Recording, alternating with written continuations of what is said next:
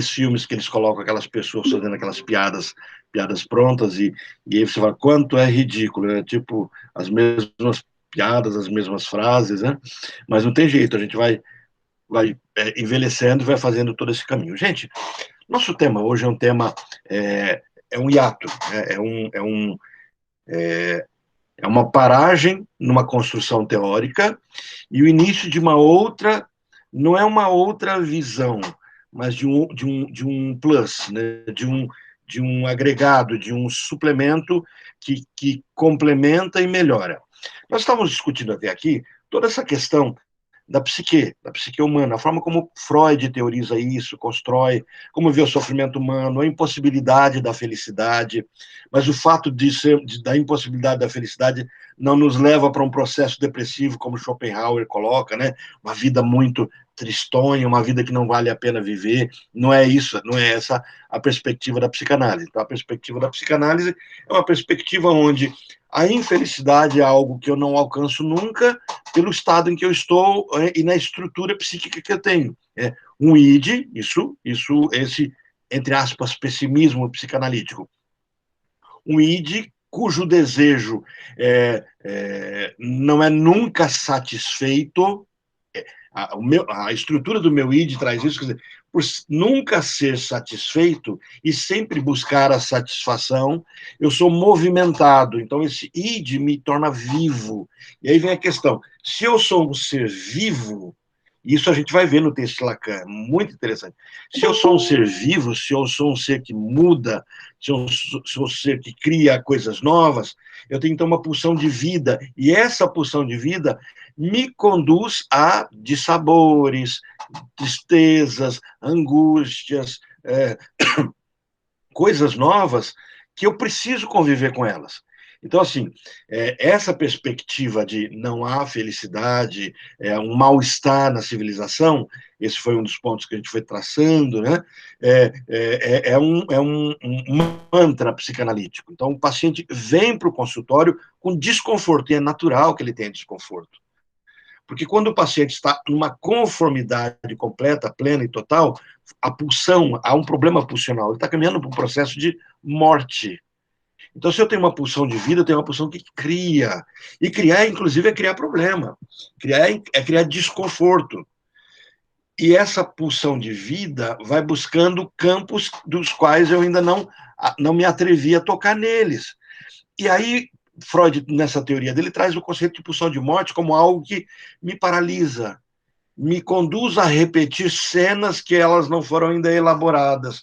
E aí vem todo aquele texto que nós também já discutimos sobre recordar, repetir e elaborar. Então, o paciente vem patinando, porque ele vem num confronto de pulsão de morte que o aflige, e isso conduz para um processo neurótico. Já definimos bem, com muita clareza, até o último encontro nosso, que a pulsão de morte, apesar de se referir à questão da agressividade, ela não é agressiva por natureza.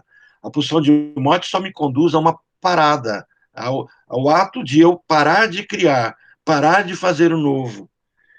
Então, isso a gente foi construindo e, de certa forma, a gente percorreu toda a teoria freudiana. E agora eu digo para vocês que é um hiato, não, mas não um hiato de que separamos Freud e Lacan, mas uma ponte. Como é que eu vejo toda essa psique, essa forma freudiana, como é que eu aplico ela na minha clínica? Na minha clínica pessoal, eu cuidando de mim mesmo com o meu terapeuta, na minha clínica, eu e meus pacientes. Como é que eu percebo essa estrutura? Então, o primeiro passo que eu preciso compreender é quando Lacan traz o que ele vai chamar de estádio do espelho. E esse estádio do espelho, diferente de estágio do espelho, mas estádio é um momento, ele não é um processo evolutivo que precisa conferir com o meu biológico, apesar de estar dentro do biológico, dentro daquilo que é capacitado. Esse meu estádio do espelho é a construção do meu ego. Nós já vimos isso em Introdução ao Narcisismo do Freud. Tocamos nesse assunto. O estádio do espelho é como é que eu construo a visão de quem eu sou. Como Lacan vai trabalhar aquilo que a gente vai depois deixar um pouquinho mais claro, que é a questão do real, do imaginário e do simbólico, a questão é, quando eu me confronto e me pergunto quem sou eu, Quem responde? Essa é a perspectiva que a gente tem que caminhar. Então, quando se fala em construção de identidade, a minha identidade é para quem? Observa a minha expressão. A minha identidade é para quem? Se a minha identidade tem que ser para alguém, eu tenho no mínimo duas pessoas dialogando dentro de mim. O meu eu e o meu estranho. O meu eu brinco aqui, o meu eu, o Orlando e o Oswaldo, a gente estava até falando sobre isso. Na próxima aula eu preciso, toda aula eu falo, né? Virou já conversa de político, mas assim, eu preciso mudar a foto do meu perfil de controle ali que eu tenho e o nome, eu vou chamar de Oswaldo. Então, quando vocês entram na próxima, numa aula que eu der conta de sair dessa procrastinação, tiver lá Oswaldo, não se assuste que sou eu, tá? E aí eu vou ver se eu pego uma foto assim bem Einstein, sabe, aquele meio doidão, alguma coisa. Eu ia colocar o Coringa, mas não chega ao ponto de ser perverso, né? Acho que é mais palhaço e louco mesmo. O Oswaldo é mais brincalhão. Esse estranho nosso, esse diálogo que nós construímos conosco mesmo, é isso que vai para o divã. É isso que vive no dia a dia. E é isso que gera angústia. E a clínica do real de Lacan é uma clínica que me ensina não a negar isso, mas a entender que esse processo angustiante me acompanhará a vida toda e me fará perceber que isso me torna vivo. Se as coisas fossem prontas, prêt-à-porter, sabe? Você vai lá na C&A, quer uma camiseta PMGGG, agora XGG. Eu já acho que já estou na fase do XGG, né? Depende, né? Tem lugar que eu uso M, tem lugar que é G, tem lugar que é GG, tem lugar que é X. Quer dizer, não sou eu que mudo, é eles que não fazem a camiseta do tamanho correto. Não tem um padrão, né? Mas quando você tem um prêt-à-porter pronto para viver, para usar, né? Se a vida é feita assim, a vida começa a não ter sentido. Então, por exemplo, se eu nasço com uma vida prontinha e eu não preciso criar nada, eu já nasço velho. Então, nós temos uma tendência a questionar, uma tendência natural. Então, quando a criança, o adolescente, o jovem questiona as estruturas, questiona o conhecimento, questiona os valores, ele nada mais está fazendo do que exercer, dar voz à sua pulsão de vida. Então, a pulsão de vida me traz algo criativo. Só que a pulsão de vida é antagonizada, e ela precisa ser antagonizada por uma pulsão de morte. Isso gera esse processo vital, onde eu preciso ser contido, mas eu empurro essa contenção. Eu preciso ser contido, e isso vai fazendo tornando a vida uma dialética. Algumas pessoas acham, têm a ilusão, de achar que a vida tem que ser coesa, certinha, envelopada, começo, meio e fim, tudo programadinho. Só que isso é sobre vida. Isso é não ter pulsão de vida. A pulsão de vida me leva para o desespero, ela me leva para o penhasco, para o risco, para aquilo que eu não conheço. Sabe aquela sensação de frio na barriga, porque eu nunca estive nesse lugar antes? Sabe aquela situação, você é chamado para fazer uma apresentação de uma peça, de um teatro, cantar em público um poema, pedir alguém em namoro, aceitar um namoro, tomar uma decisão, trocar de emprego, isso que é novo. Todas as vezes que eu perco a noção, perco a condição de me espantar, me surpreender, eu fico velho. É curioso, quando eu fiz a minha formação em filosofia, uma das discussões muito pesadas que nós tínhamos é sobre quando nós perdemos a nossa capacidade de filosofar. A criança é uma filósofa por natureza. A criança filosofa, questiona, pergunta, quer saber por quê. Você fala para ela assim, tem que tomar banho todo dia. Ela diz, por quê? Aí você pode até dizer, mas não está óbvio, tem que tomar banho todo dia?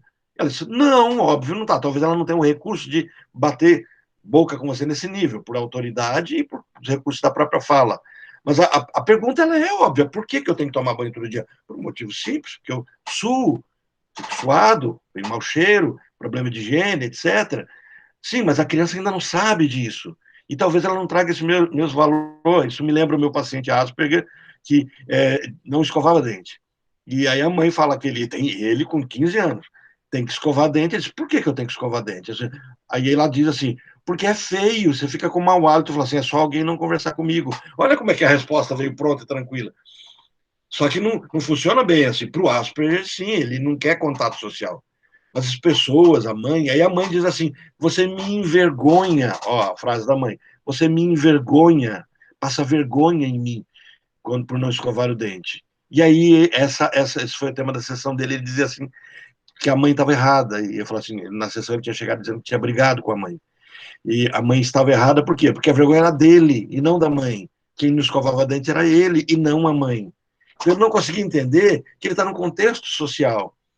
Então, assim, essa capacidade de nós discutirmos, isso se perde em algum momento. E nós começamos a acessar a surpresa. Né? No filminho, desenho lá, Divertidamente, você vê um bichinho que se perde dentro da psique da menina, e ele é o amigo imaginário. E ele carrega duas cores, não só uma cor. Ele não é apenas aquilo que foi desprezado, que é uma emoção, mas ele é a emoção da surpresa, do novo. Então, a criança, quando adoece ou quando se torna adulta, ela perde a capacidade de se surpreender. Tudo é normal. Imaginem esse contexto. Eu acordo, eu tenho o meu horário de aula, depois eu termino da aula, eu tenho meu horário de atendimento, depois eu tenho almoço, e nós temos uma agenda. Agora com o Google, eu sou daquele tempo que comprava agenda, né? Agora não compra. A meninada está com a ideia agora do planner, né? Minhas filhas têm planner. E eu olho assim, deixo comprar, é caro, né? É bonito, deixo comprar porque é nostálgico, é bonito, mas nostálgico para mim. Para elas é novo, né? O computador te dá tudo isso. Você tem no notebook, no celular, você tem toda a sua agenda e você troca de notebook, troca de local, você viajou, perdeu aquele computador, o celular, você abre o Google, está a sua agenda completa, e aí você controla a agenda, né? Tem uma paciente que a gente foi marcar um horário, e eu perguntei para ela assim, ela precisava ser atendida e a agenda muito cheia, eu falei assim, me diga suas disponibilidades e eu tento me organizar. E ela me mandou um print da agenda do Google dela da semana toda. Não tinha horário vago. Então, nós vivemos uma geração que preenche todos os horários, que não cria o vazio. Isso, para a filosofia, olha, não estamos nem falando da psicanálise, para a filosofia, isso é morte. E é interessante que Freud trabalha exatamente esse conceito de que a pulsão de morte é a pulsão de tudo estar ocupado. Eu não tenho locais vazios. Então, eu começo num processo de repetição e não de criação. Então, quando eu trabalho o conceito de pulsão de vida, eu trabalho o conceito do novo. Quando eu trabalho o conceito de pulsão de morte, eu trabalho o conceito de parou, de não crio nada novo. A questão é que se eu paro, eu começo a tentar resolver aquilo que não foi resolvido. Eu paro por esse motivo. Então, ao resolver, isso me traz emoções negativas. E aí eu tenho a teoria das emoções se somando à psicanálise. A raiva vem. Eu preciso resolver. E talvez aí venha a questão de que, na minha pulsão de morte, eu agrida, eu violente, eu vá contra alguém. Por quê? Porque existe uma raiva embutida em tudo isso que eu desejo, a minha pulsão de vida me conduz a fazer algo novo e minha pulsão de morte fala, resolve o antigo primeiro. Tá? Bom, na imagem especular, que é aí nosso foco hoje, essa questão da imagem especular, do estádio do espelho, Lacan começa a teorizar sobre como é que eu me construo, e me construo nessa dia de duas pessoas, né? Eu e o meu outro eu. E ele vai dizer assim, toda vez que eu vou para uma análise, o meu eu e o meu outro eu vão para análise. E aí entra um grande problema. Ao ser analisado, eu serei analisado por um outro semelhante a mim. E aí vem interessante, pessoal. Eu estava numa palestra com o. Eu tenho o livro dele aqui. Estávamos numa palestra com o Flávio Vassola, né? Quem perdeu essa palestra perdeu, né? Eu acho que eu não. Vou ver se eu resgato a palestra dele que ele deu para a gente. Foi o lançamento do livro dele aqui em Londrina. Foi pelo ele trouxe no percurso. Eu estou até com esse livro que nem é meu, ele é da Sheila. Ela comprou, ele autografou, né? E a Sheila não pegou comigo. Tem até que fazer contato com ela. E eu tenho o meu também ali. Mas aí ele trabalhava esse conceito de que no futuro, as máquinas poderão nos substituir, praticamente tudo, né? E aí vem a questão na psicanálise, não, eu terei que ter um humanoide do outro lado, eu terei que ter um semelhante a mim. Então, o processo clínico, o processo terapêutico, psicanalítico, ele não aceita, ele não permite que do outro lado, me entrevistando, conversando comigo, seja uma máquina. Terá que ser uma máquina completamente humana. Então, nós teremos que não é só ter uma IA, uma inteligência artificial. Eu teria que ter um senciente, um ser que sinta a vida. Por quê? Porque eu terei que ter um semelhante a mim para que eu me projete nele, construa. Bom, a ciência vai dar conta de fazer um humanoide desse jeito? É outro caminho, é outra discussão. Mas será que serão semelhantes? Porque o meu eu e o meu eu, outro eu, nessa perspectiva analítica, terá que se ver diante de um outro ser que tem o seu eu e seu outro eu. Então, eu não tenho uma sessão onde eu e meu analista estão ali. Eu tenho uma sessão onde eu e meu outro eu, junto com o meu analista e o outro eu dele, falam sobre o terceiro. Essa é a construção do nosso tema aqui. Isso é que Lacan vai trabalhar no seminário 2, no capítulo 3 que eu mandei para vocês, né? Desse seminário 2, onde ele vai falar exatamente sobre esse discurso do eu. E ele vai pegar Freud, é uma introdução a Freud. É por isso que eu falei assim, é um hiato, mas como uma passagem, uma ponte, para as construções das psicopatologias, da psicopatologia lacaniana, da forma diferencial de se reconhecer a doença, que é o nosso próximo tema. A gente vai usar um livro do Joel Dor, a gente vai falar sobre por que o psicanalista não faz uma anamnese, por que o psicanalista não usa o mesmo mecanismo médico ou psicológico para as entrevistas, porque não nos interessa tanto diagnosticar, mas diagnosticando, não diagnosticar, mas diagnosticando. Não é um verbo fechado, aqui no infinitivo, é um verbo num contínuo. A cada sessão o diagnóstico se revalida, se modifica, porque eu vou conhecendo esse meu paciente. Bom, eu vou colocar a projeção só para vocês acompanharem comigo aqui. Deixa eu achar aqui, apanhar um pouquinho no tic-teco. Alguém quer comentar alguma coisa sobre isso? Orlando, Sim? bom dia. Bom dia, Eu, Sinara. O som está melhor? sim, sim, Ah, que bom. Ótimo. obrigada. Não, eu fiquei pensando o seguinte: se são dois eus, quando se sublima, então no processo de sublimação, qual é o eu que está sendo sublimado? Como é que é essa relação entre os dois eus num processo de sublimação? Sua pergunta é maravilhosa por um detalhe, por uma questão. A sublimação, a sublimação não é do eu. É ótima a sua pergunta, porque dá essa oportunidade da gente entender exatamente isso. A sublimação, o eu já é a sublimação.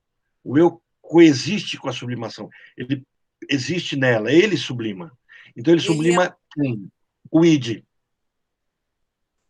Então, Aham, a sublimação é um mecanismo de defesa do ego, do eu. Então, esse eu aham. sublima o id. Então, a sublimação não é no caminho. Agora, esse meu eu, ele tem o conceito do ego ideal e do ideal de ego. Então, o processo da sublimação ele é anterior a essa construção. Ficou Mas claro? Sim, pode falar. não exatamente, porque se ele é anterior a essa sublimação, a essa construção, eu estou dizendo que a sublimação vai em anteriores da minha formação. Isso. A A su- sublimação é a não permissão do desconforto. Eu tenho aquilo que exala, que sai do meu id e, e escapa do recalcamento. Ele escapa. Essa energia psíquica que escapa, ela busca satisfação plena. Essa é a busca dela. Ela é do meu inconsciente. E ela não tem sentido ainda. Ela não tem existência no mundo real. Então, ela não é algo, ela não tem, usando os termos psicanalíticos, ela não tem significado. É uma busca da construção simbólica. Então, é por isso que, assim, eu estou com vontade de fazer alguma coisa, o que? Não sei. sabe, essa situação. Daí, eu falo, é ir para o cinema. Aí eu construí algo para isso. Então, eu tenho uma energia psíquica que não tem forma ainda. E ela vem, ao vir, parte dela é gasta por conta da sublimação. Então, a sublimação, ela ameniza, ela sublima, ela torna, vaporiza aquilo. E aquilo que não é sublimado me incomoda. Então, aquilo que eu não consigo gastar, então é a energia que sobra, ela que forma os meus sintomas, o meu jeito de ser, os meus sonhos, o meu adoecimento, a minha fala, os meus atos falhos, é o que sobrou da sublimação. A questão é que, se eu não sublimo, então, tenta imaginar, aqui é a energia psíquica que tem que passar do meu inconsciente para esse meu mundo consciente. No momento que ela vai passar, o que passa precisa ser sublimado, e ele não sublima tudo. O que ele sublima? Minha energia sexual. Bom, isso é Freud muito velho, muito novo, né? Então, minha energia psíquica, minha pulsão de vida.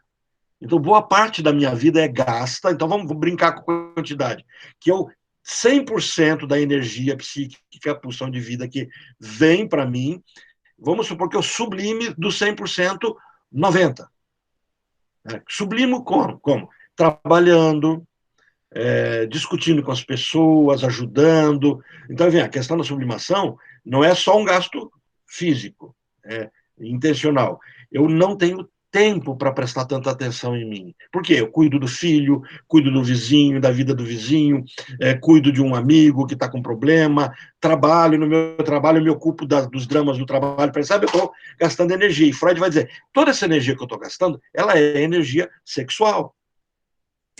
Não no sentido do ato sexual, mas a energia da vida. Então, tudo eu estou gastando. Dos 100%, se eu gastei 90%, sobraram 10%. Então, assim, eu sublimei, eu amenizei. Agora eu tenho que me preocupar nessas 10%. Essas 10%, elas virarão o quê? Parte virará a busca sexual mesmo. A busca do gênero. O homem na busca pela mulher, a mulher busca pelo homem. Tanto faz também se o homem quiser buscar o homem, a mulher. Não há uma discussão dentro disso, mas a busca do sexo em si, a busca do prazer, os atos simplórios, como se alimentar, as necessidades fisiológicas, né? Construção, tudo isso é gasto daquilo que eu vou gastando. E o que eu não conseguir elaborar, entender, resolver, ele gerará para mim certo desconforto. Então, assim, por isso que a sublimação ameniza. Se eu tirar a sublimação, aí eu tenho a totalidade dessa energia psíquica para ser resolvida com a vida. E a vida não dá conta de tanto. Ficou um pouquinho mais claro? Sim, eu até tentei resumir essa parte que você trouxe agora, mas eu ainda fico com uma questão para confirmar. Se é o próprio ego que está fazendo esse filtro e essa orientação dessa energia, né, que está canalizando essa energia, mas esse ego, quando você diz existe um eu e o outro, então são dois eus, né? Então, se são dois eus, esses dois eus, Isso. De forma simplória, sim. Esses dois eus formam uma única identidade. Então, não são exatamente dois entes, são dois aspectos de um único ente, é isso? Pois é, não. É isso que a gente vai ver, que é o que é o sistema, o esquema lambda, o esquema L de Lacan. Esse é o grande problema. A gente tenta buscar coerência entre os dois. A gente tenta trazer o que você acabou de dizer, um único com dois aspectos. Não, são dois mesmo. É porque isso mas são quase que a trindade aqui, né? 3 e 1. Mas assim, são dois que são um, mas são dois completamente distintos e separados. Não, Porque então, um será o meu eu ideal e o outro o meu ideal de eu. Então, um será uma visão construída não de quem eu sou. Tem o sistema, dá só uma olhadinha depois, eu coloquei para vocês a telinha, lá no Google, Google Classroom, eu coloquei o esqueminha Z, né? Depois eu vou passar para vocês projetar também. Mas nesse esqueminha você percebe que o sujeito ele não consegue se ver, mas nós temos uma incapacidade de nos vermos. Vamos pegar, até caminhando dentro desse campo de Lacan, a impossibilidade que nós temos de nos enxergar. Por exemplo, eu estou conversando com vocês e estou me vendo. Estou vendo na câmera aqui do Google, estou vendo na câmera do celularzinho que eu ganhei da Leslie, que eu estou gravando hoje, viu, Leslie? Estou falando o nome dela porque ela acabou de entrar. E estou me vendo na tela de celular de controle. Então, eu estou me vendo 3 vezes. Então, nós vivemos um mundo que é difícil para a gente se compreender que alguém não se vê. Num ato simples como esse, agora eu estou me vendo em 3 espaços. Mas tenta imaginar um mundo em que não há espelho, não há espelho e não há reflexo. Então, o que acontece? Eu não me vejo. Tenta colocar esse mundo fictício. Né? Porque, eu vou pegar o índio, mas o índio se vê no rio. Ele olha, vê o reflexo dele no rio. Alguma coisa que espelhe o homem medieval, o homem primitivo, ele espelhava, o espelho eram feitos de aço, né? De bronze, de metal, que era polido, polido, polido até ficar um espelho. Por isso que o pessoal tinha certo receio de espelhos, os mais velhos ainda têm medo de espelho, que atrai raio. O nosso espelho não atrai raio, mas o espelho antigo atraía, ele era metal. Então, assim, tenta imaginar um mundo que não tem nenhum espelho. Então, eu não me vejo. Então, o que Lacan está propondo pensar é exatamente isso. Eu nasço num mundo sem espelho, mas eu preciso saber quem eu sou. Eu preciso saber se eu sou bonito, se eu sou feio, se eu sou alto, se eu sou baixo, se eu sou grande, se eu sou pequeno, mas como é que eu vou fazer isso? Sem espelho. Então eu descubro como o outro me vê. É mais ou menos assim. Como você me vê? Aí a pessoa fala, sabe aquela situação, fala assim, eu estou sem espelho e fala assim, vê para mim, tá tudo ok? Meu cabelo tá bom? Você vai em algum lugar, você não sabe como é que tá o seu cabelo, Aí a pessoa tá te vendo e diz, não, você tá descabelado, então deixa eu pentear o cabelo. Sabe? A pessoa está dizendo. Então ele está dizendo assim: eu me construo como sujeito com o olhar do outro. Quando o outro me diz, você é assim. Então eu construo essa ilusão de um eu que não sou o meu próprio eu. Está percebendo, Sinara, que eu estou construindo? Nós vamos chegar depois, não hoje, isso é bem complexo, mas em 3, não é mais em 2. Se 2 está difícil, nós vamos chegar em 3, tá? Mas hoje vamos ficar só com os 2 para não se assustar tanto. Mas então, assim, quando sujeito, eu S, né? E Lacan vai colocar toda a codificação dele, porque ele está apaixonado pela matemática, ele acha que a matemática dá conta de explicar tudo, e ele traz umas complicações interessantes, que a turminha da matemática deita, enrola, acha lindo, maravilhoso, eu olho, levo até um susto para ver. Né? Então, eu prefiro ler Lacan do que interpretar com os códigos matemáticos, apesar de saber que a forma simbólica que ele trabalha é muito mais completa e perfeita. Mas olha só, eu, sujeito, não me conheço. Não sei quem eu sou. E estou fadado a nunca saber quem eu sou, a não ser que eu saísse de mim. Olha o que é interessante, porque isso é análise. Se eu saio de mim e vou para um outro lado e me vejo, tenta imaginar essa cena de filme, essa cena até religiosa, né? A alma saindo do corpo e se vendo, sabe essa cena? Se isso fosse possível, então eu me veria. Então, ao fazer isso, eu me enxergaria. Isso, por exemplo, o Moreno, que é o que trabalha com psicodrama, ele faz isso em técnicas terapêuticas, que é a técnica do espelho. Né? Então, você pede que o paciente, a Mônica, que gosta dessa parte, né?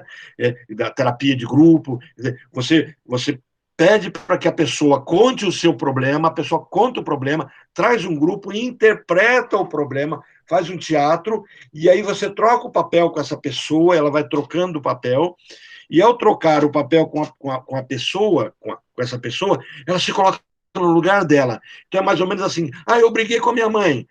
Por que você briga? Ela falou assim: arruma a cama.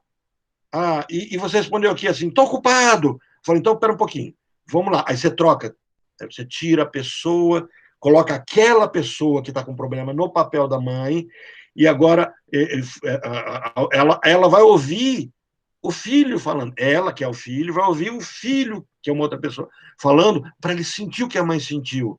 A constelação familiar vai trabalhar a questão de que isso cria um campo, tal, mas Moreno, no psicodrama, vai falar diferente, vai perceber que você faz a pessoa se enxergar de fora. O que Lacan está propondo pensar by Freud aqui, né, por Freud, é de que eu só conseguirei saber quem eu sou perguntando para a mãe assim, mãe, quem sou eu? A mãe não é a mãe real, tá? É uma mãe simbólica, né? É o outro. Então, Lacan não vai chamar a mãe de a mãe, o outro. Então, a criança, na construção do espelho, ela se encanta com o espelho, e ao se encantar com o espelho, ela encanta com uma criança que está no espelho.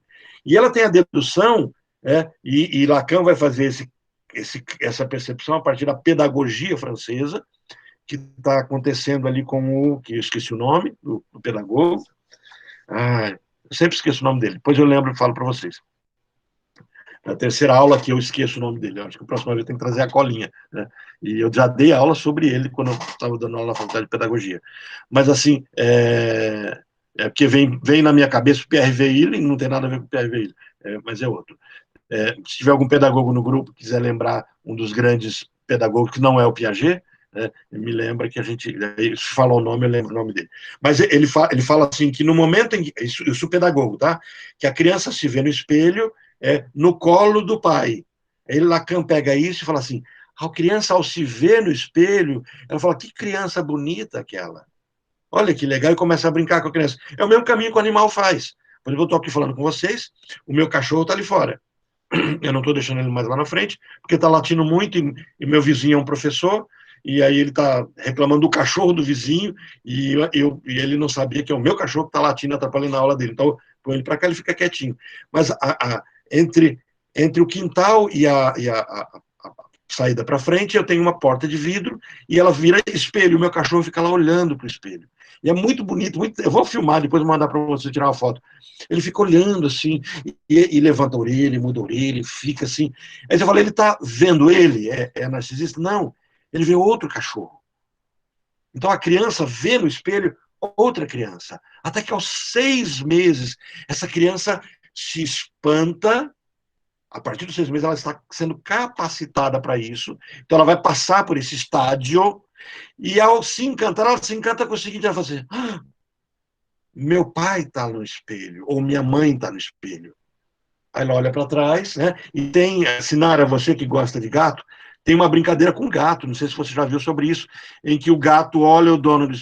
Eu assustei quando eu vi isso, eu falei assim, o gato dá conta de fazer esse mesmo ato humano que o cachorro não dá, né? Olha a esperteza do gato. Ele olha no espelho e vê um gato pegando ele no colo, porque ele faz aquela mudança de câmera, não olha no espelho, ele olha na câmera. Aí ele assusta, porque o gato se reconhece.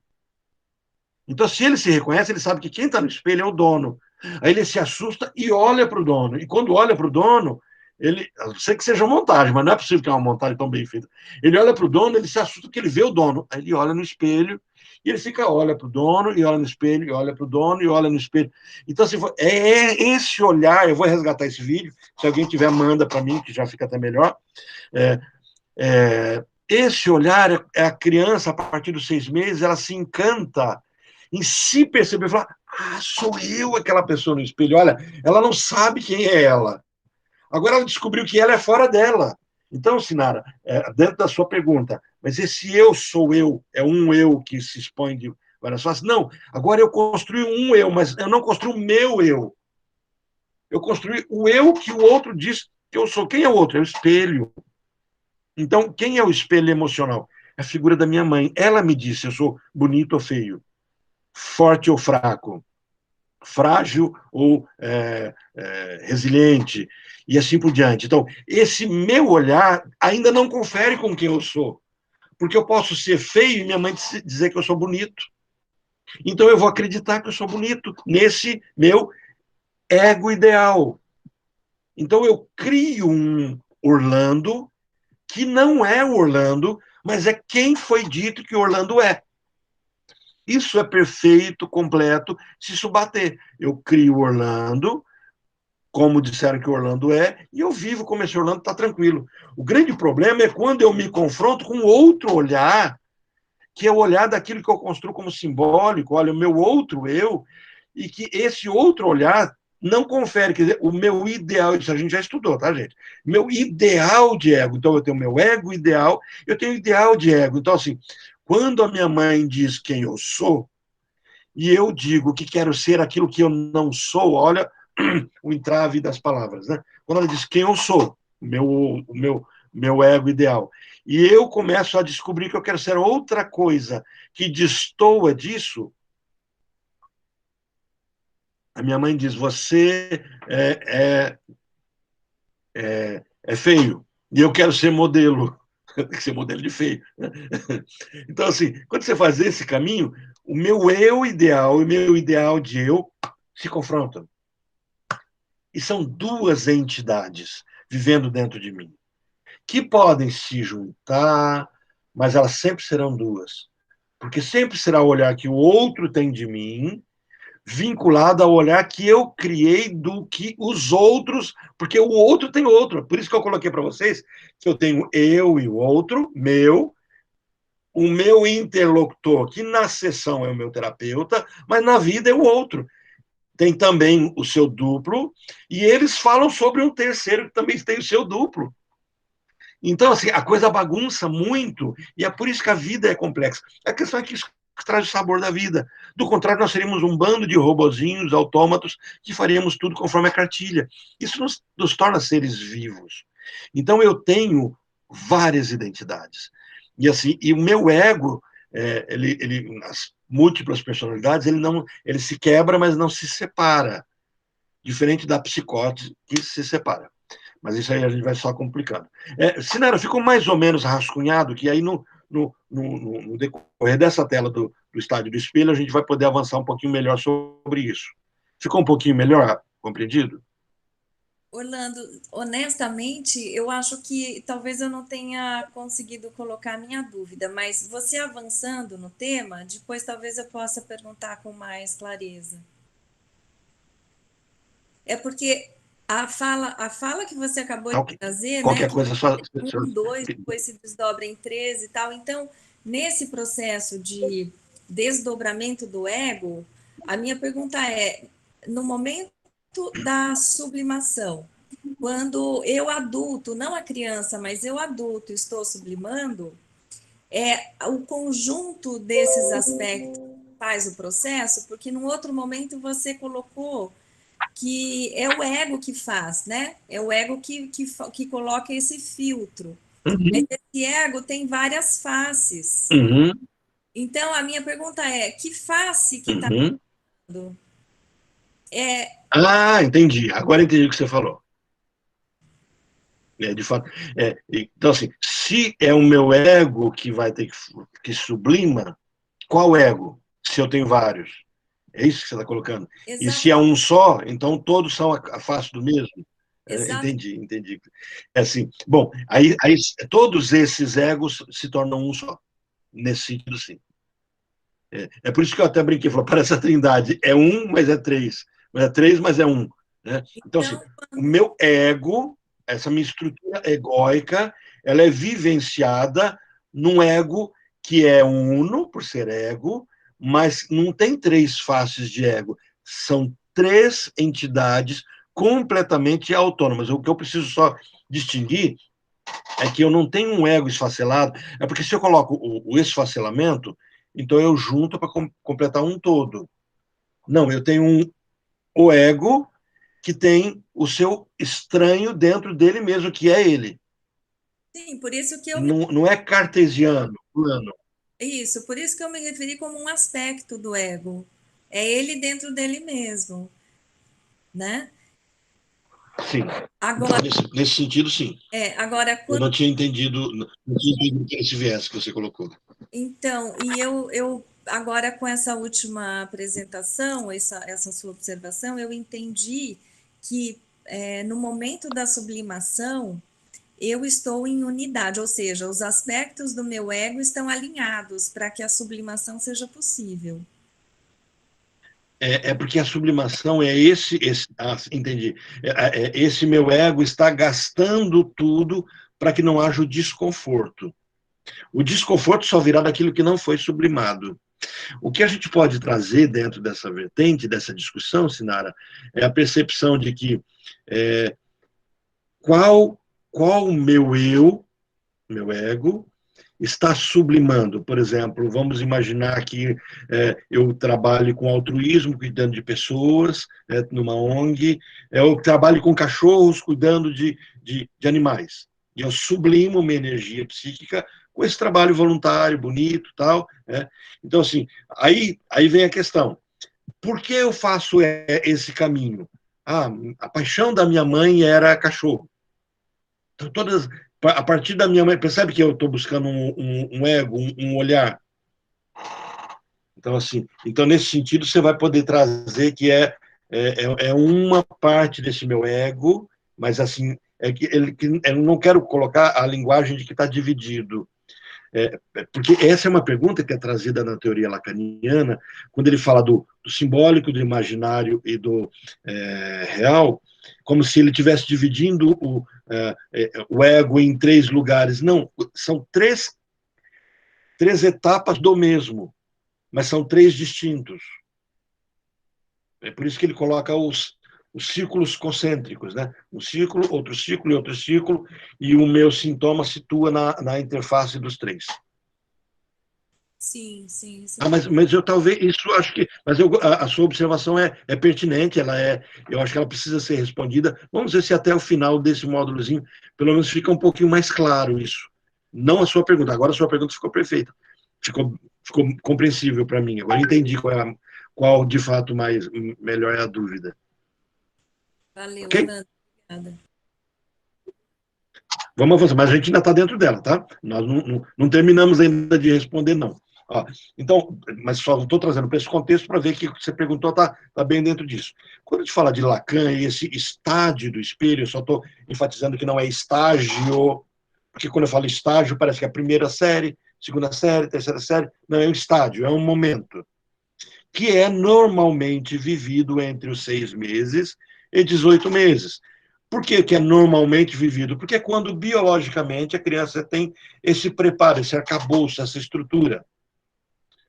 Algumas crianças podem ter mais tarde, algumas crianças podem ter mais cedo, algumas crianças podem ter mais velhas, por um processo de atraso mental, atraso biológico.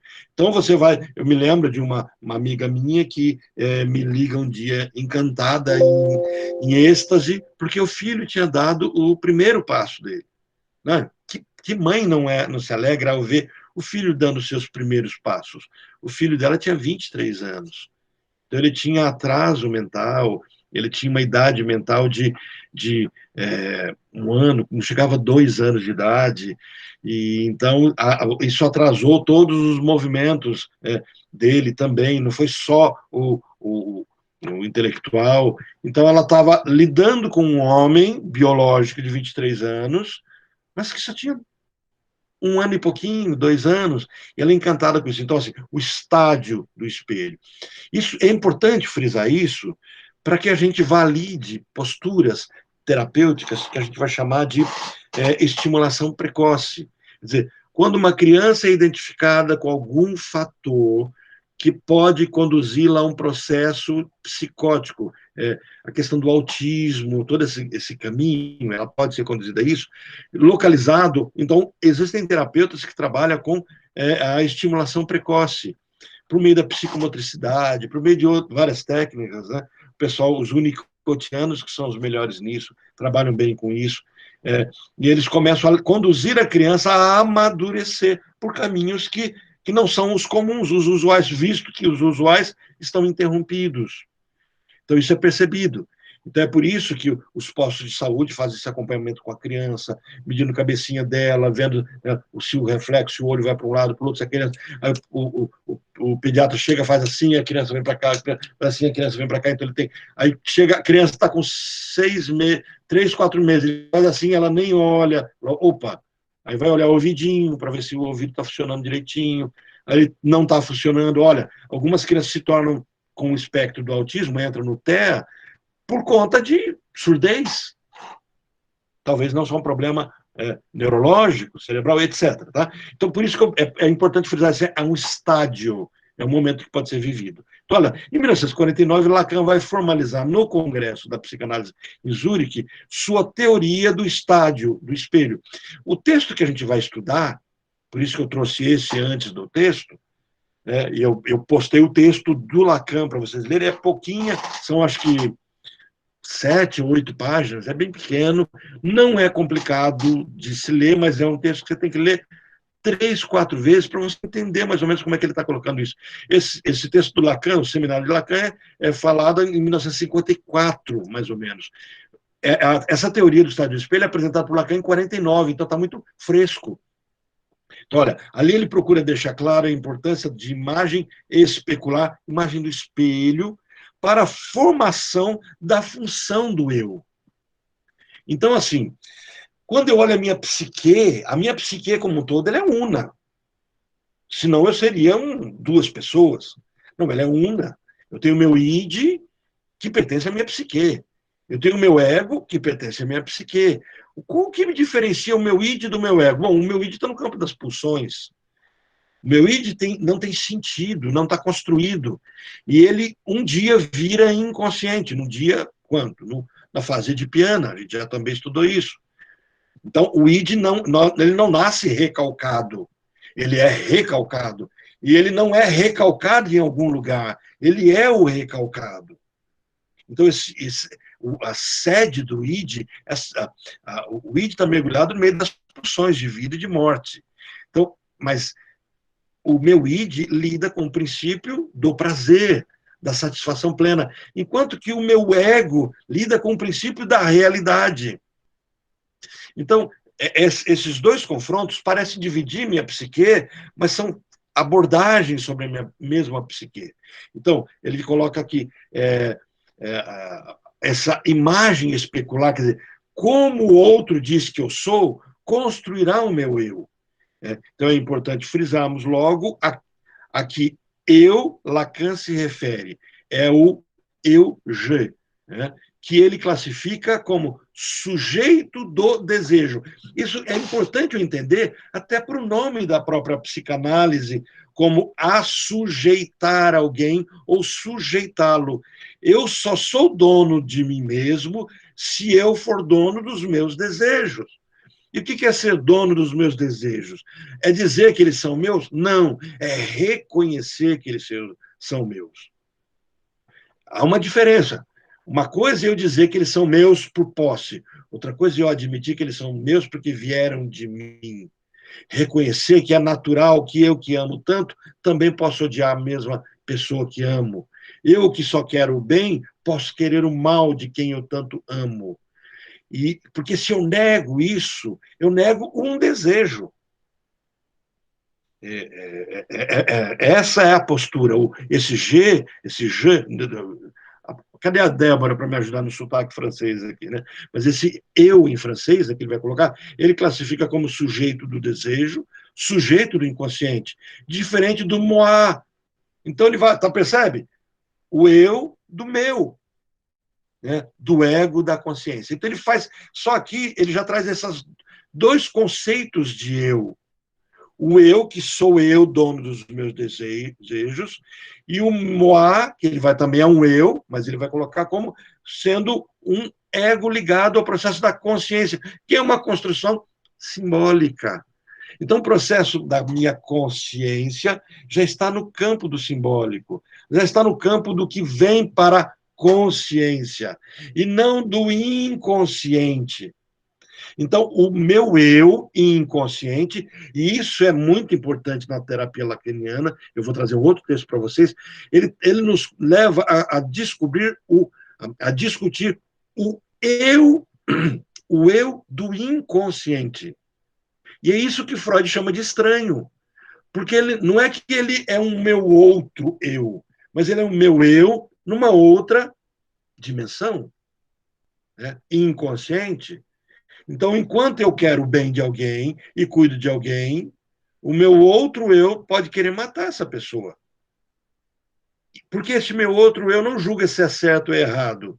O meu G está no inconsciente, o meu moi está no consciente. Eu lembro um caso que para mim se tornou clássico, de uma paciente que vem para o consultório, quem lembrar de outras aulas, já comentei esse caso, vem para o consultório e a primeira fala é: preciso entender, preciso elaborar a minha vida, porque minha mãe está muito velha, eu não vivo sem ela, durmo com ela na mesma cama, não tenho vida social sobre a minha mãe, sem a minha mãe, mas ela está muito velhinha, o dia que ela morrer, eu morro junto. Ao moar, a consciência, não vivo sem minha mãe, amo a minha mãe demais, a moela é outra coisa, né? A moela é da galinha, né? Do pato. Amo demais minha mãe, demais, em excesso. Não tenho vida social, não posso namorar, não posso fazer nada, porque é só com a minha mãe. Moá. Na terapia descobrimos o G, o eu. O que a gente descobriu no eu? O eu odiava a mãe. O eu queria matar a mãe. O Moá, minha mãe é tudo para mim. O eu, minha mãe me desprezou. Minha mãe me abandonou exatamente quando eu mais precisei dela. Ela tinha engravidado aos 15 anos e a mãe expulsou ela de casa, chutou a barriga dela, chamou ela de vagabunda, colocou a mala dela para fora, expôs ela. A mãe, porque ela é apaixonada velhinha agora, um dia pegou uma boneca no lixo e colocou o nome dela na boneca, colocou a boneca na estante, chegou para a família e falou assim: a partir de hoje, ela é a fulana, ela é minha filha. Adivinha quem cuida agora da boneca com todo o carinho do mundo? Porque é ela, é o Moá. E o G, o eu, está ali, é o estranho. Ele é um eu também. Ele compõe esse eu, mas ele não compõe esse eu numa unidade que precisa ser unificada, mas ser reconhecida. Então, esse estranho, ele aparece, é ele que faz a autossabotagem conosco, ele que corrige o rumo. Detalhe, ele que governa a nossa vida, ele que determina a nossa vida, sem valores, sem sentido. É por isso que a pessoa fala assim: nossa, mas eu prezo tanto por isso, e por que eu não fiz isso? Talvez porque o eu não permitiu que o meu, né, o G, eu vou usar o termo Lacan, que o G tenha arquitetado num formato diferente do Moá, porque o Moá carrega um outro olhar ligado a isso. Então, ainda dentro do que ele coloca aqui, então, ou seja, é o eu ainda não simbolizado. O eu não simbolizado. O que é o eu não simbolizado? Ligado ao meu inconsciente, às pulsões, aquilo que não tem sentido, as significantes sem significado. Então, o simbólico não está construído, não simbolizado, ainda pré-linguagem, nem foi falado, é indizível, infalado. Infalado ficou bom, né? Mas não foi falado, não foi construído como linguagem. Por quê? Porque o inconsciente, e é nesse trecho aqui, nesse texto que vocês vão ver do seminário 2, eu vou mandar o seminário inteiro para nele, que é construída a frase em que Lacan vai dizer assim, que o inconsciente se constrói como linguagem. É a esse eu, G, que ele se refere, e é diferente do eu de quero isso, ou eu estou com fome, ou eu sou a Maria. E a criança se sentindo descoordenada em relação ao seu corpo, incapaz de realizar operações motoras simples, de repente se reconhece naquela imagem do espelho. Espelho no qual ela já conseguia identificar outras pessoas, os pais, por exemplo, mas não a si mesmo. E ao final conseguir, ao finalmente conseguir, ela tem a sensação de júbilo ao ver uma imagem completa e perfeita no lugar de um corpo despedaçado. Quer dizer, então Lacan está teorizando que antes da criança se encontrar no espelho como um corpo, ela se via nos outros. Ela se via na mãe que fala com ela, a mãe que vai embora, a avó que fala com ela, no videozinho, teve a criança moderna, no vídeo que ela vê, a criança se vê despedaçada. Mas como ela se vê despedaçada? É porque ela não se vê. É preciso que vocês tenham muito essa ilustração de um ser que não tem espelho. Um homem das cavernas que não tem reflexo, então ele nunca se vê. Então, como ele sabe que o que ele é? por meio do que os outros vão dizendo que ele é, ou do toque, das percepções, dos outros sentidos que não a visão. Então, essa criança é despedaçada, ela é pedaço em tudo. Quando ela vê o corpo, ela se encanta, que ela constrói a fantasia de que ela não é um monte de pedaço que vai e vem. Ela não morre a cada vez que uma pessoa sai e ressuscita quando uma pessoa chega perto dela e fala com ela. Quando ela acorda e quando ela dorme, não tem esses hiatos da vida, a vida é contínua. E ela fala, eu tenho um corpo, eu tenho limites. Então, essa construção, Lacan diz assim, que encanta a criança, e a criança fascina, não é com ela, é com a imagem dela. Gente, é incrível você ter um espelho, é uma pena que o meu consultório atual não tem um espelho. Mas, assim, os outros tinham, o outro quem chegou a conhecer o outro que ficava ali na parte já perto do shopping, do Aurora, ele tinha um espelho grandão. E os pacientes que chegam adoecidos, eles não se olham no espelho, eles não gostam do espelho. Porque o espelho físico, porque o espelho revela uma imagem em público.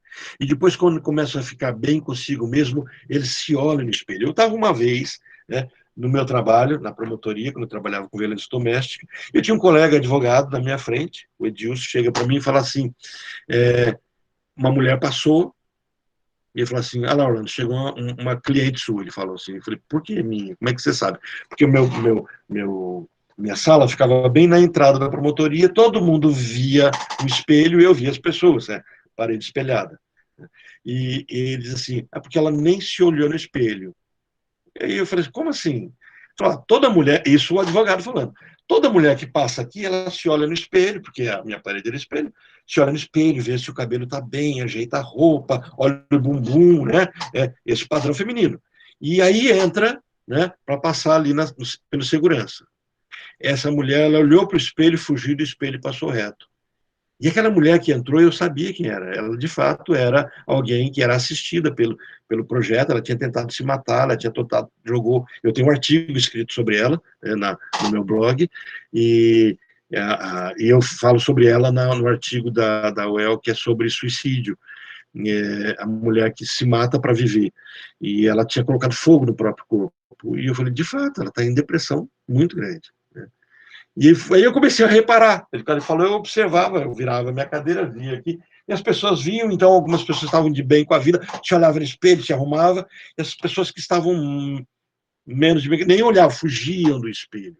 Eu tive pacientes que diziam assim, Orlando, ao me maquiar, mulher, ao me maquiar, eu deduzo como está a maquiagem, porque se eu olhar no espelho eu choro, porque a minha cara é a cara da minha mãe e eu odeio a minha mãe. Então, assim, o adoecimento. Olha como é que Lacan continua falando aqui. Isso é o próprio Lacan. O estádio do espelho é um drama cujo impulso interno precipita-se da insuficiência para a antecipação. Da insuficiência para a antecipação. E que fabrica para o sujeito G, apanhado no engodo da identificação espacial, as fantasias, que se sucedem desde a imagem despedaçada do corpo. Eu queria que vocês me respondessem. Compreenderam o que é a imagem despedaçada? Conseguiram perceber o que é isso? Isso é importante que eu construa direitinho o que é o estádio do espelho, para que vocês consigam compreender a teoria do discurso em Lacan. Alguém pode ser o termômetro do grupo para dizer se isso está claro?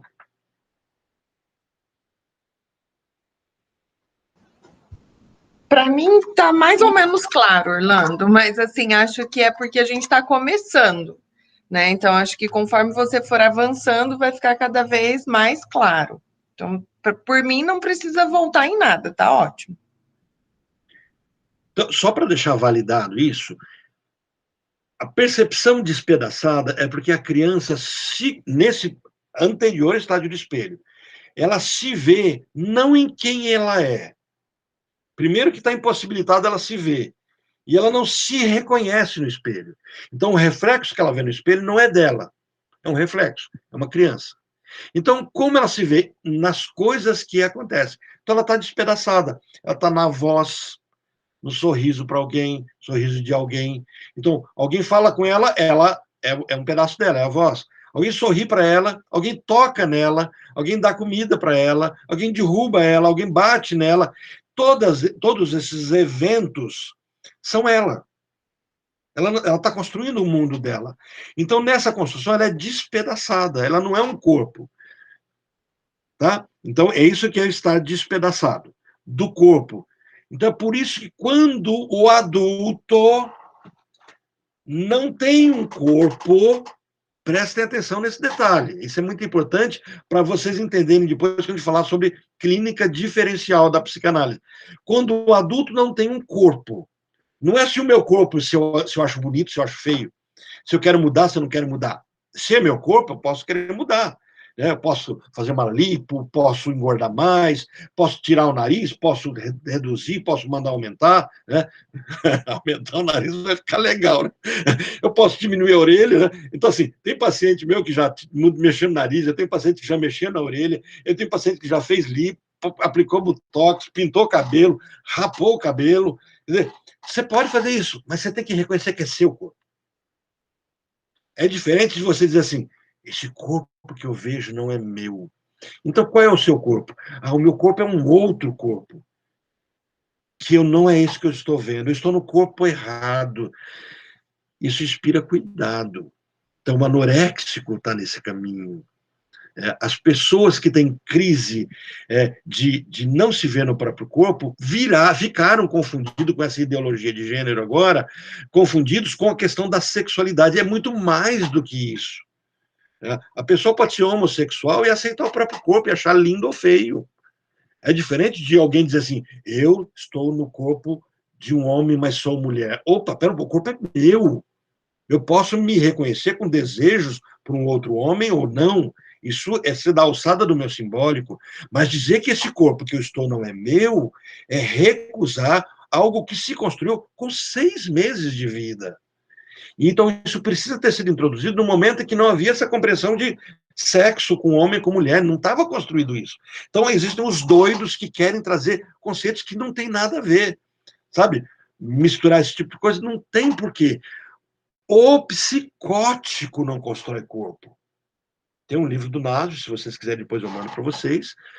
O Násio trabalha exatamente essa construção do corpo. O meu corpo me identifica como pessoa, mas ele vai depois trazer a identidade como sujeito. O meu corpo vai dizer assim, opa, eu não estou despedaçado, eu não estou disperso, eu tenho limite. Ele me identifica quem eu sou. É isso que ele está dizendo. Então ele diz assim, as fantasias que se sucedem desde a imagem despedaçada do corpo até uma forma de sua totalidade que chamaremos de ortopédica. E para a armadura, enfim, assumida de uma identidade alienante que marcará com sua estrutura rígida todo o seu desenvolvimento mental. Quando a criança descobre que ela tem corpo e constrói o próprio corpo, não pelo que ele é, mas por como é visto, grave, eu estou intensificando isso porque eu preciso que isso esteja montado dentro de vocês. Não pelo que ele é, mas pelo como ele é visto, o olhar do outro. Então, isso construirá a identidade dessa pessoa. Então, Lacan aponta que o estádio do espelho abre para a criança um mundo de tarefas socialmente mais elaboradas. Agora, essa criança anda, fala, se encanta, dança, chama atenção, apanha. Então, essa criança tem corpo, ela não sente no outro. Quando eu estou adoecido, eu estou sentindo mais o outro do que eu. É por isso que a gente traz sempre a pergunta para o paciente: como você se implica nisso? Você está andando na rua. Minha paciente foi lá no consultório, aquele que era lá perto da Aurora.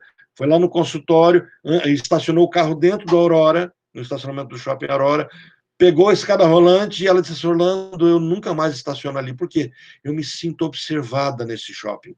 Ele era de um bairro mais carente e ela não estava acostumada com aquele preconceito de não vir para um shopping de um bairro como o da Palhano, e aí ela se sentia observada. E assim, ninguém estava olhando ela, mas ela achava que todo mundo do shopping estava olhando para ela, dizendo assim, você não é daqui, você não é daqui. E aí eu colocava assim, como é que você se implica nisso? Quer dizer, por que você se coloca nesse lugar? Olha, eu preciso entender que o meu corpo está no lugar, esse corpo está no lugar do outro, de como o outro me enxerga. Então, quem é que diz para você que você não é daqui? Quem é que faz esse caminho de identificar você? E aí vem o que a Sinara tinha colocado. São várias identidades, vários olhares que criam identidade. De um mesmo eu, de um mesmo ego, mas que tem identidades distintas. Comenta ainda que é por volta desse momento, no estádio, não estágio, que o sujeito começa a ser tocado, influenciado pelo desejo do outro. Então, eu não sou quem eu quero ser. Eu nasci, desde que eu nasci, eu penso assim. Tá? Vai acreditando, é bom ter ilusão. Faz parte. Né? Mas, para o psicanalista, nós precisamos entender que os desejos não têm forma. Eu nasço com desejo. Mas o desejo não tem forma cultural. Eu nasci homem. Eu nasci mulher. Biologicamente, eu nasci homem. Sim, biologicamente. Isso é incontestável. Uma mulher, feminino, biologicamente nasceu mulher. Mas quando eu nasci, psiquicamente, eu não nasci nada. Psiquicamente, nesse sentido. Eu fui me construindo. Então, quando eu digo se sou homem, se sou mulher, agora eu começo a fazer essa construção do simbólico. O primeiro passo é construir como o outro me vê. O outro me vê homem, o outro me vê mulher, o outro aceita a minha masculinidade, o outro aceita a minha feminilidade, o que o outro espera de mim. Porque o que o outro diz que eu sou, eu acreditarei ser. Então, o sujeito começa a ser tocado e influenciado pelo desejo do outro. Eu trago a questão da sexualidade por ser o mais relevante, mas é tudo. Eu sou fraco ou eu sou forte? Eu sou bonito ou eu sou feio? Eu sou desejado ou eu sou rejeitado? E não são atos, são interpretações do que o outro vê, inclusive em sua escolha de objeto. Esse é o sujeito do desejo, o sujeito da psicanálise. Em pouco tempo surgirá o outro eu, o ego, o da consciência, o que diz quero brincar.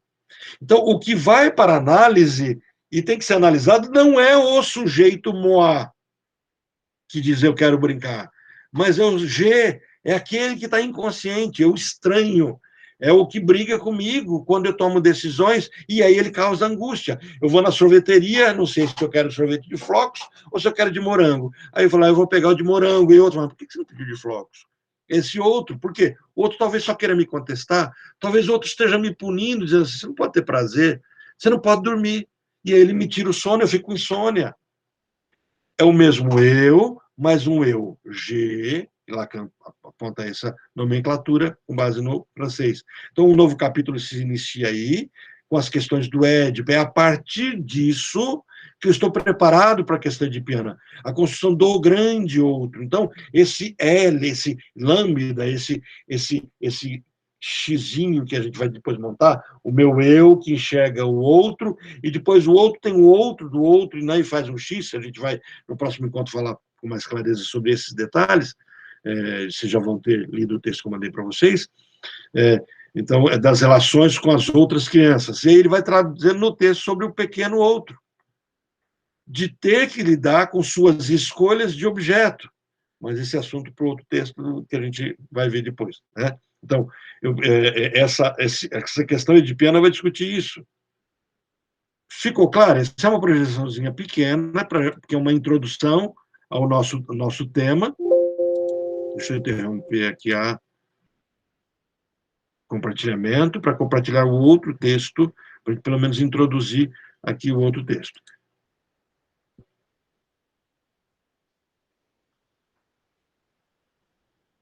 Cadê o outro texto? Slides.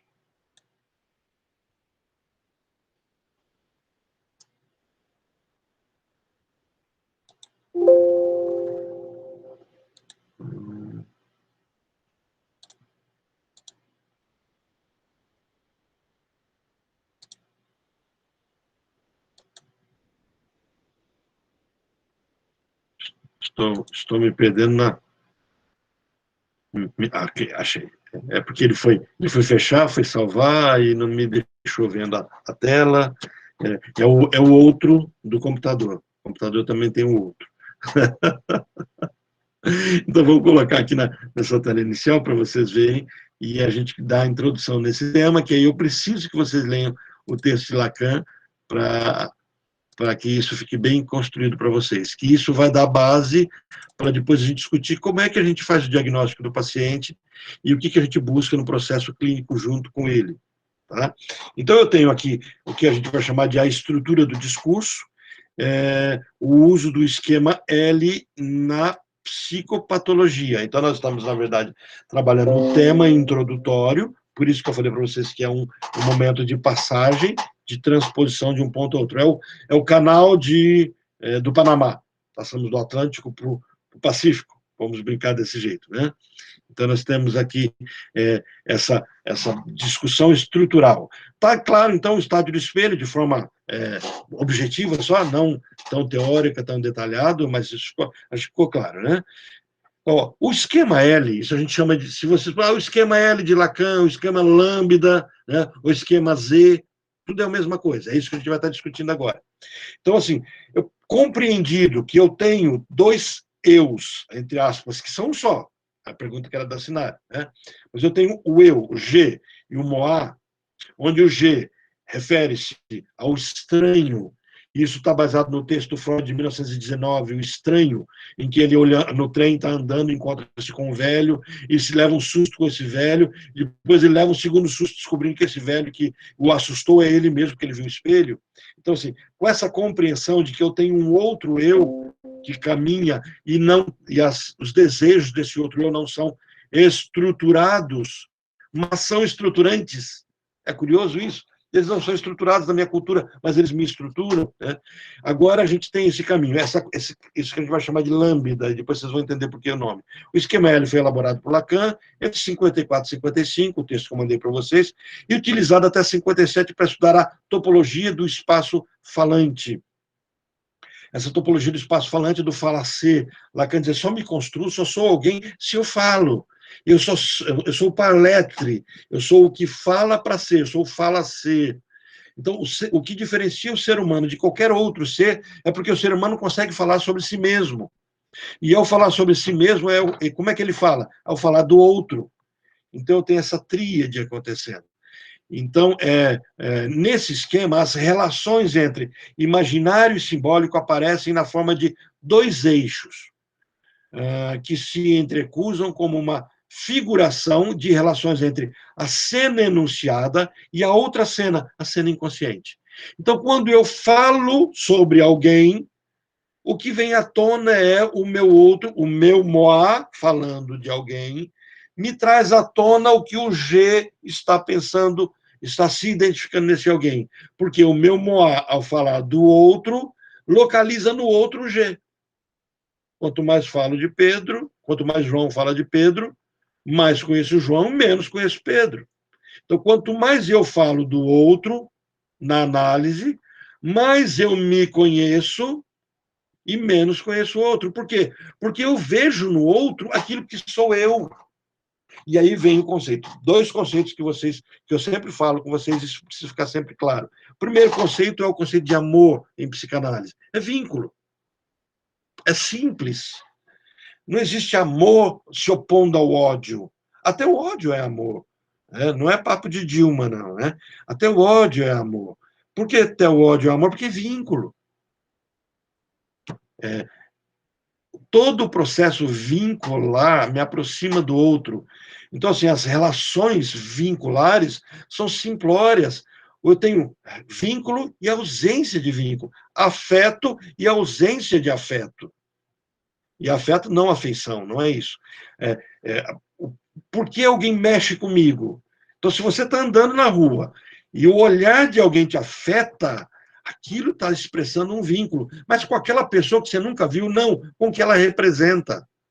Você está andando na rua, a pessoa olhou para você, e o olhar daquela pessoa mexeu com você, por que aquele olhar mexeu com você?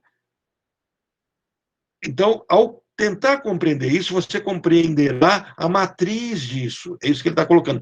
Existe uma cena enunciada, e essa cena enunciada denuncia uma cena inconsciente.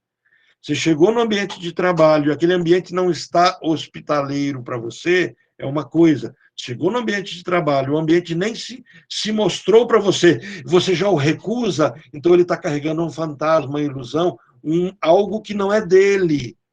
Então, você está trazendo algo estranho àquilo. Então, esse estranho é o que que Freud chamava de estranho, e Lacan vai chamar de o eu inconsciente, ou o eu do inconsciente. Então, para resumir bem isso, eu, no setting terapêutico, não trabalho eu consciente.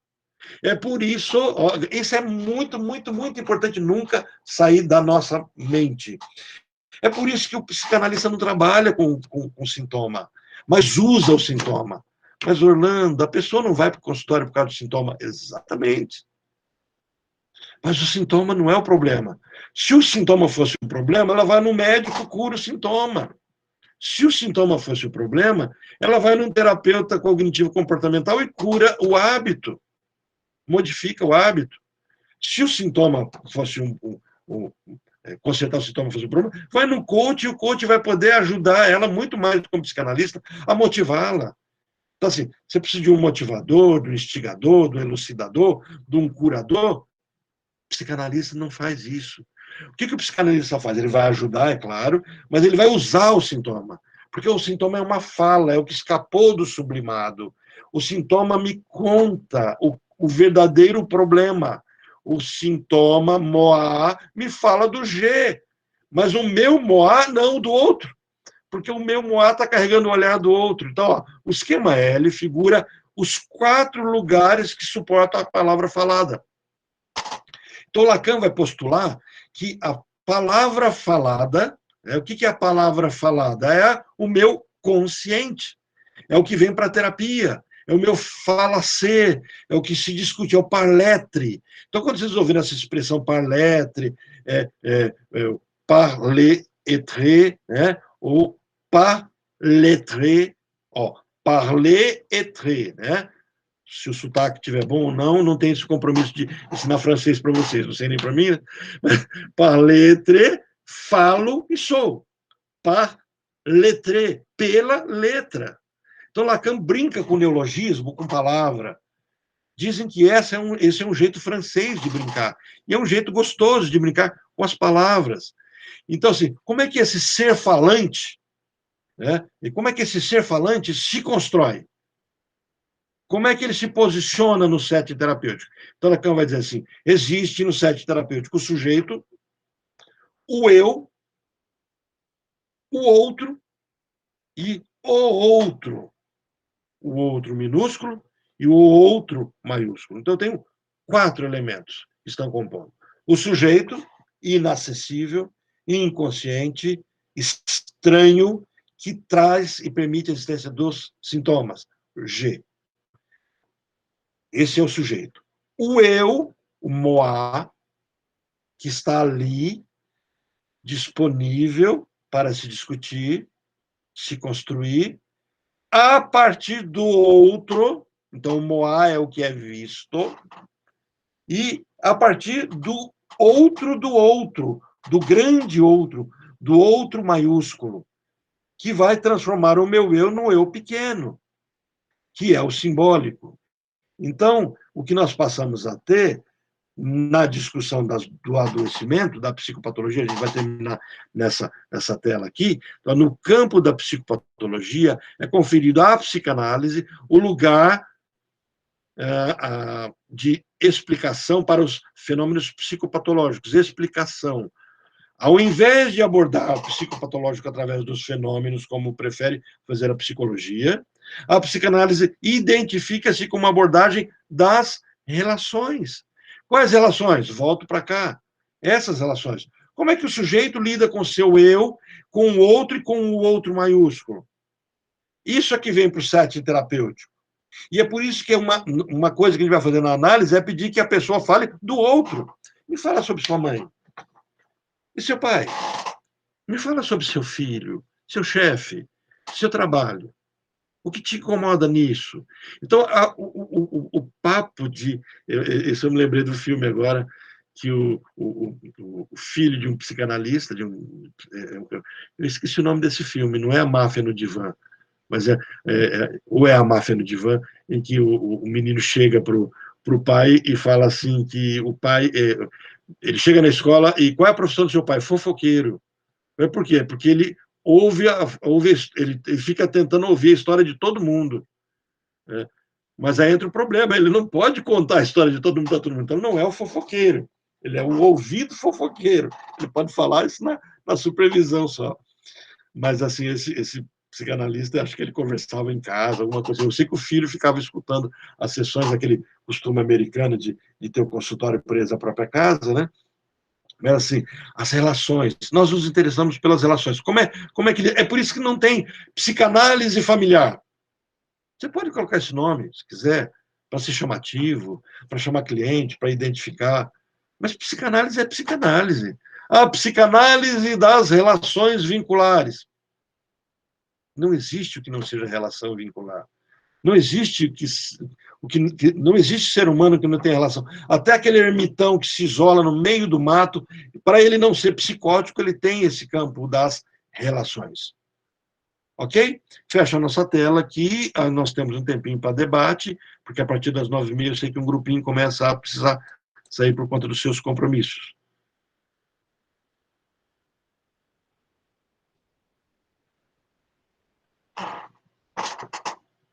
Vamos lá? Mônica, ficou um pouquinho mais claro até aqui? Dentro daquilo que eu tinha perguntado, você tinha começado a responder pelo grupo?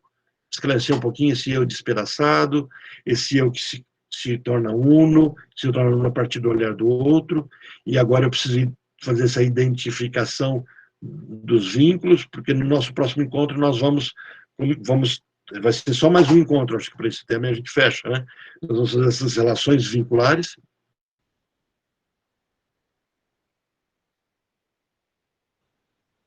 Sinara, ficou um pouquinho mais claro?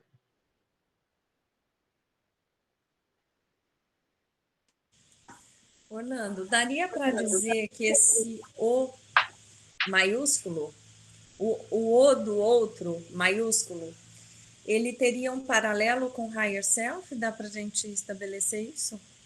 Paralelo com? Com o que o Jung chama de Higher Self? Não sei se daria para fazer esse paralelo. Esse O maiúsculo que eu Porque queria... esse higher self do Jung é um self social?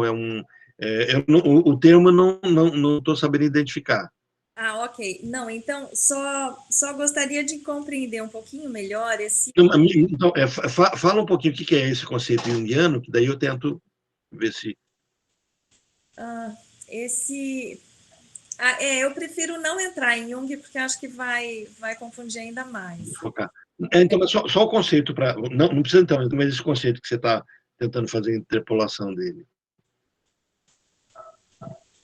Não, eu só queria, então, entender se esse O maiúsculo, esse O outro, se ele é maiúsculo porque seria a relação do, digamos, do idealizado, do mais perfeito, do desejo, daquilo onde eu quero chegar. É por isso que ele é o maiúsculo? É o eu crescido? É o eu crescido, é o eu social. É a imposição, é o outro onde o outro minúsculo se insere. Então, exatamente isso. Então, então o ideal do eu. Eu tenho o outro... É o ideal do eu ou é o eu ideal? É o ideal de eu. É o ideal do eu. Ok, ótimo, tá bem. O eu ideal é o minúsculo. É o ideal do eu, que é o construído com o que eu espero de mim, onde é que eu tenho que chegar. E quando os dois não... Existe um confronto, né? Os psicóticos não fazem essa construção. Os psicóticos não têm esse link. Então, é por isso que até a gente vai precisar entender bem isso com casos de psicose ou casos de alguns tipos os tipos de neurose, como é que eles se encaixariam nesse X. É um X, o desenho de um X. No nosso próximo encontro, eu montei aqui uma parafernália, né? Eu tinha colocado um quadro aqui, tirei o quadro, porque agora eu coloquei uma câmera, não dá para vocês verem aqui agora, mas eu coloquei uma câmera, no nosso próximo encontro, eu vou jogar ao invés de vocês me verem, vocês vão, eu mudo a câmera, vai estar minha mão e um local com uma folha branca onde eu posso escrever. Viu, Leslie? Aí eu vou poder esquematizar, porque eu vou precisar muito dessa questão de escrever o S, para onde ele vai, o que é o O, aí até a gente chegar nesse X da questão, a gente vai chegar no objeto A. Mas, Sinara, a gente vai delimitar bem o que é o outro maiúsculo, tá? A gente vai ter esse momento para essa delimitação. Orlando, posso tentar uma figura aqui que acho que ilustra bem essa visão? As bonequinhas Sim. russas. É como se eu tivesse... esse O maiúsculo é como se fosse aquela maior que contém as menores, não é? Nesse sentido?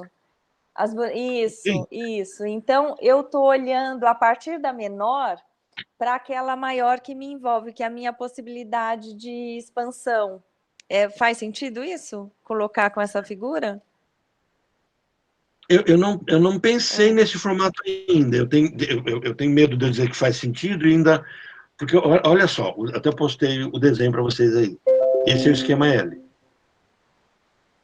Então, assim, o meu sujeito, você começa saindo do seu sujeito, esse aí à esquerda, né? Esse S, ele nomina como S, ele se constrói a partir do outro. Então, ele faz um caminho de ir para o outro, tá vendo ele fazendo um caminho de ir para o outro, e se achar no outro, no olhar desse outro. Isso na infância então, ainda. Essa é a construção. Então, por exemplo, percebe que as setinhas, esse S aí, eu vou explicar isso com mais detalhe na próxima aula, mas só para antecipar um pouquinho, para vocês compreenderem essa noção, ele não se vê. Percebe a setinha se mostrando de volta para ele, reflexiva? Então, é por isso que é espelho. Então, ao olhar o outro, eu não vejo quem eu sou, mas eu vejo o outro. Eu tenho esse processo que diz quem eu sou, mas não está mais acessível à minha visão. Então, eu vejo, estão vendo que vai um reflexo desse A, desse outro, para um eu, o Azinho menor? Eu vejo o que o outro diz que eu sou. Então, não é refletido diretamente para mim o outro, mas a percepção de quem o outro diz que eu sou, e aí tem o A, o outro do outro. Então, quando eu faço a seta de caminho, vamos aí na horizontal em cima, a seta de caminho eu tenho caminhando a minha busca pelo meu consciente de quem eu sou a partir do outro menor. Estão vendo? Nessa horizontal? Sim. Então, esse caminho inconsciente, ele é construído por esse outro do G, ele é inconsciente, e ele contém aquilo que a gente chama de objeto A. Então, o que é esse objeto A contido no outro? É o que o outro espera de mim. Mas quem é esse outro? É o outro que me construiu como mãe. Mas esse outro, ele é um pouco inacessível porque ele caminha por um processo de inconsciência. Então, eu construo a partir desse outro o meu eu, que esse A, ele vai fazendo esse formato Z, né? Esse eu, que é o Moá. Então, eu construo esse meu outro eu a partir do meu eu G. Então, eu tenho o objeto A, que não tem significado nem significante, o G, e eu tenho esse A, eu, que é o G. E esse eu, ele precisa conferir com esse outro maiúsculo, que é o que se espera de mim a partir de uma construção muito maior do outro. Então, eu tenho dois outros. Tem o outro que é interno meu, e tem esse outro que é o grande outro que está fora disso. Eu só estou trazendo assim, todo um encontro inteirinho num esqueminha só. Então, a gente vai caminhar em todos esses riscos, como é que ele fez isso, como é que ele idealizou esquema L. Então, todas as vezes que eu vejo um paciente, eu tenho que trazê-lo e confrontá-lo com toda essa percepção esquemática. Isso facilita a compreensão da patologia do paciente. Tá? Sim, mas daí sim. No texto que eu mandei para vocês, que são, acho que 7 páginas, ele vai, vocês vão perceber, vai ser interessante. Vocês já leram Lacan?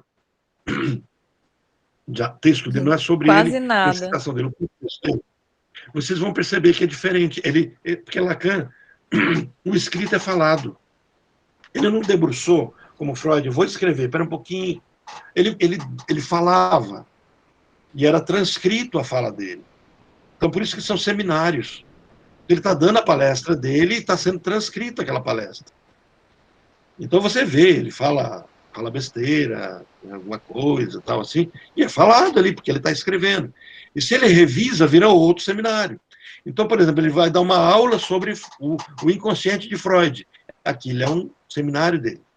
E ele passou, assim, tipo, o ano inteiro falando sobre aquele seminário.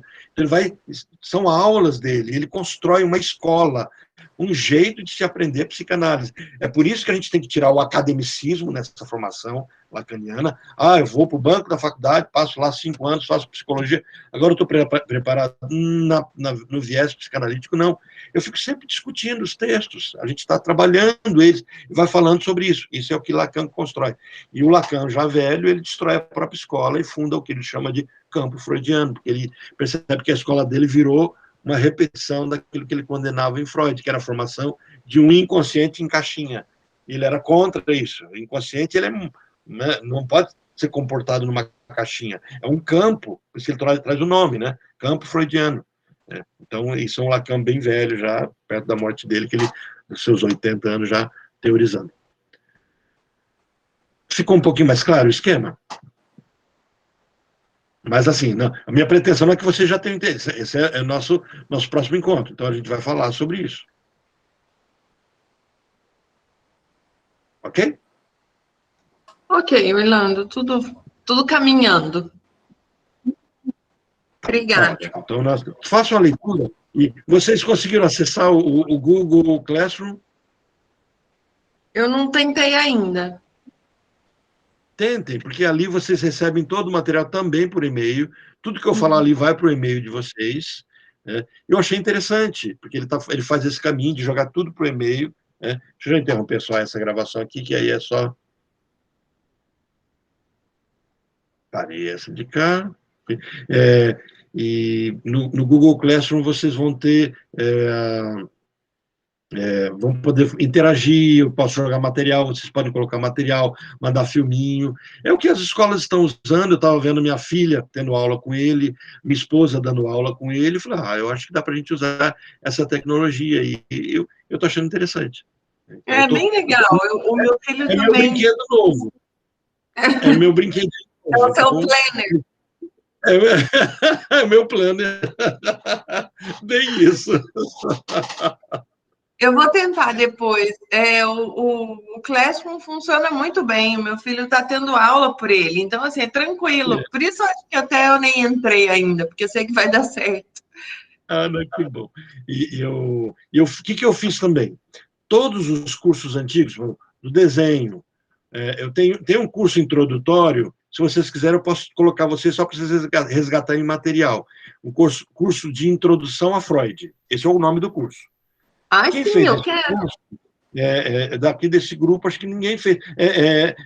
André, você fez esse curso comigo? Introdução a Freud?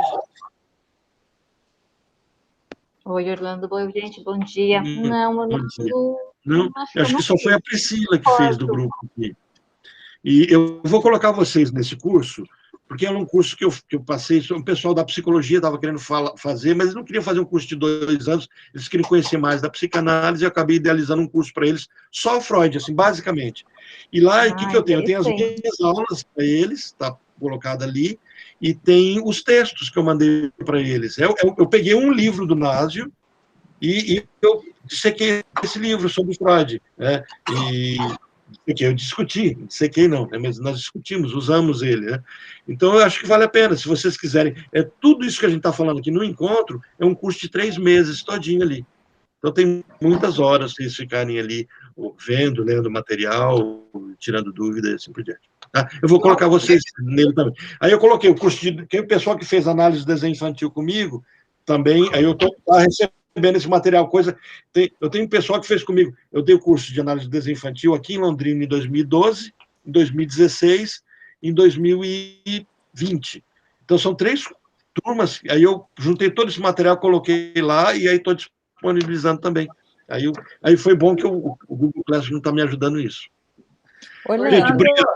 Sim, Orlando, oi, pode falar. lembra que você lembra que você criou aquele logo já faz tempo criou vários grupos no Facebook? Sim. Aí eu estava pensando, já que se você criou esse Class aí, se você não seria reunir todo esse material que você já colocou em vários.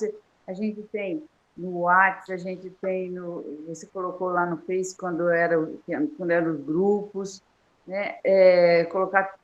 Reunir todo esse material que você já divulgou num lugar só? Eu estou fazendo isso. A semana todinha eu estava mexendo com isso.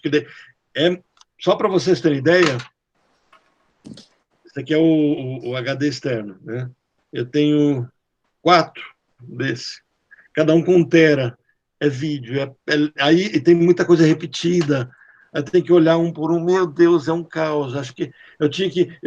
A Sinara estava falando do ego se dividir aí em 2, 3. Eu tinha que jogar os 10 Orlando aqui, para ver se eles davam conta de, pelo menos, corrigir as besteiras que ele fez, de repetir os vídeos. Não, o Oswaldo põe fogo em tudo. Melhor deixar o Oswaldo de lado. O Oswaldo pega álcool, coloca tudo no baldinho e põe fogo. Não, eu não estou dizendo do material que você tem, do material que você já divulgou e que está espalhado para tudo quanto é canto aí. Eu tenho que fazer, eu só estou fazendo. E até a Andresa falou que para eu fazer o seguinte, indo no Google, colocar os contatos da rede social, e você entrou lá e você tem acesso por exemplo, a Andresa vive pegando meu pé para colocar coisas no Insta.